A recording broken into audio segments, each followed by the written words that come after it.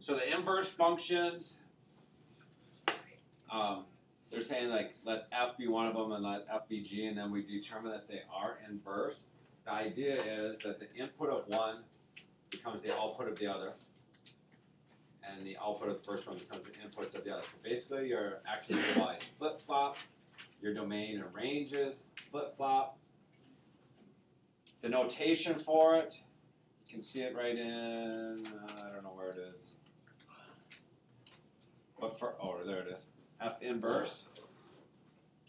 So it's f raised to the -1 power is the notation in mathematics that says f inverse. One other thing to understand is if you do the composition in both directions, so you take the inverse, plug it into your original function, take the original function, plug it into the inverse, do all your simplifying, you will be left with an x in both cases. That tells you that's an inverse. So first of all, we're working with this, I guess, relation. It's just a set of ordered pairs. If somebody said find the inverse, the only thing you have to do is flip-flop every one of your coordinates. The x becomes the y and the y becomes the x. So you'd have 1, 2, 4, 3, 2, 5, 7, 6.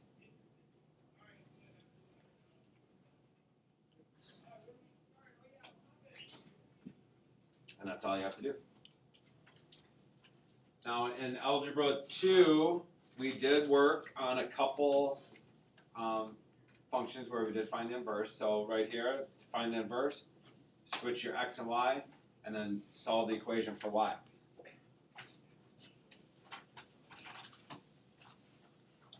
So I like to start out, if it's in function notation, I like to start by writing it as a y equals equation. Tends to help us remember what we're doing.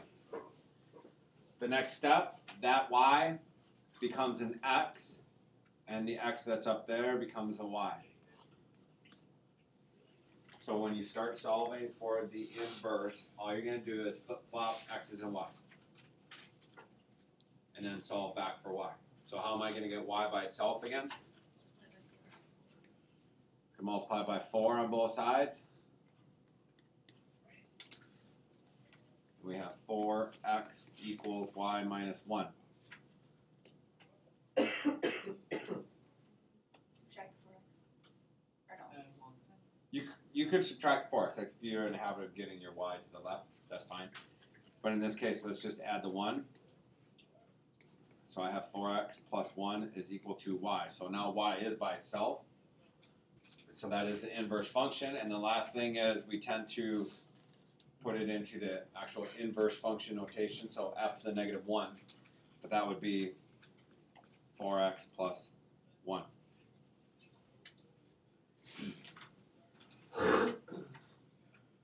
So when we talk about inverse operations, if I pick a number 5 and I ask you to multiply by 10, what's going to happen?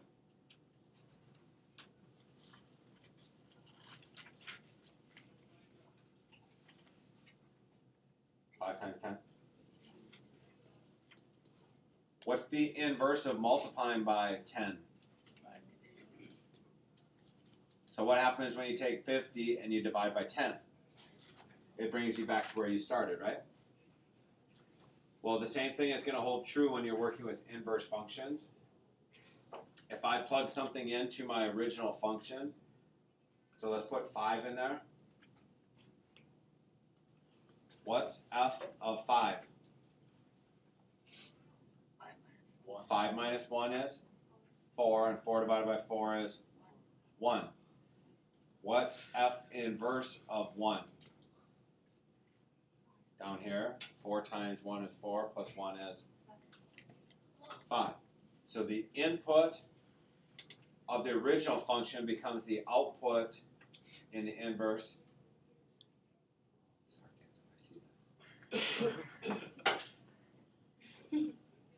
Okay? But to prove it, So you could do that to do kind of a self-check, and it's just a real quick way to do a self-check, but this is mathematically how you prove it. You're supposed to do the inverse in both directions.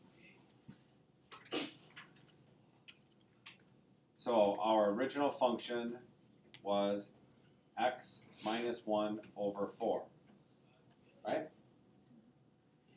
And our inverse function from up above is that 4x plus 1. So what it says is, to verify your result, do the composition in both directions. Okay? So you have to do the composition in both directions. So the first time I do this, let's go.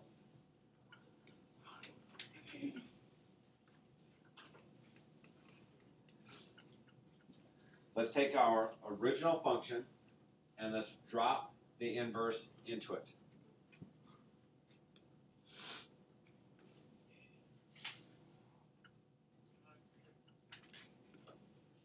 So my original function is x minus 1 divided by 4. So when I write it out, I'm going to leave space, because what are we going to, instead of x, what are we going to put in this open space?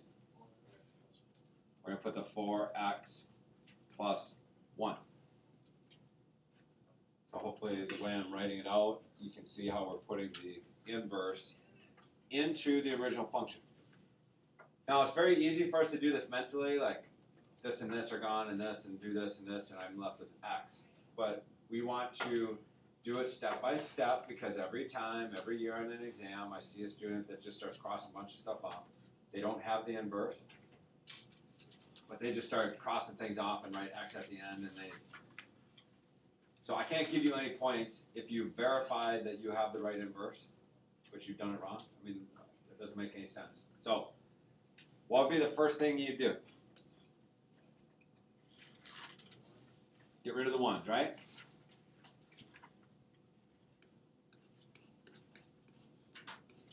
Then what would you do? Get rid of the 4s.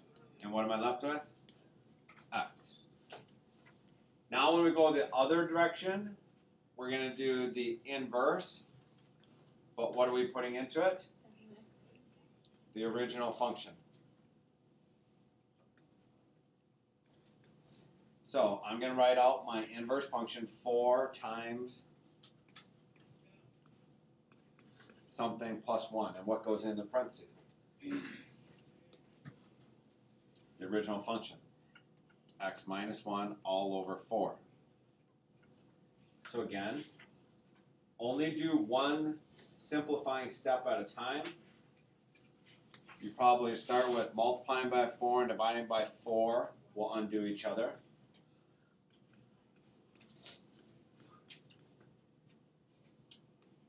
Negative 1, positive 1, get rid of each other, and I'm left with x. Okay, so those two both give me x as a result. Therefore, that proves mathematically that I have the inverse. Again, on the exam, a lot of you will just start crossing things off and write x at the end and say, yep, I have it, when indeed you do not have the correct inverse function. The point of doing this is to make sure that you do have the correct inverse.